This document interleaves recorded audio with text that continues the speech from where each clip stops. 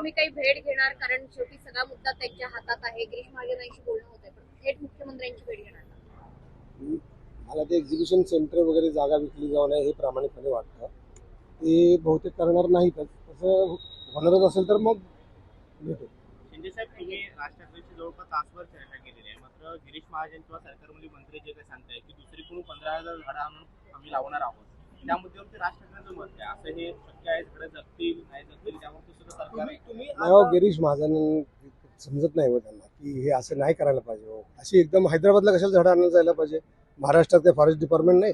महाराष्ट्राच्या फॉरेस्ट डिपार्टमेंटला माझा सवाल आहे की तुम्ही अशी मोठी झाडं आपण का नाही तयार करत? आपल्याकडे काय जागा नाहीत का? आपल्याकडे रोपं नाहीत का? माणसं नाहीत का? पैसे नाहीत? काय नाही.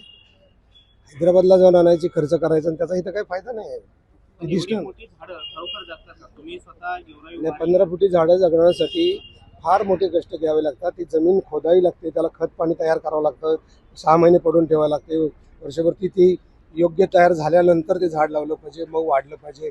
हे असं लगेच आणलं, तिकडं खोदला, खड्डा लावला, लगेच ती 2 फुटावर 4 फुटावर खड्डे काढले आणि झाली लगेच. म्हणजे असं नाही होत ना. तर हे समजायला पाहिजे. मंत्री लेवलच्या माणसाला जर समजत नसेल, काढा खड्डे, आयुक्त लेवलला काढा खड्डे, लावा झाडं, एवढं महाराष्ट्राला करा फसवतो.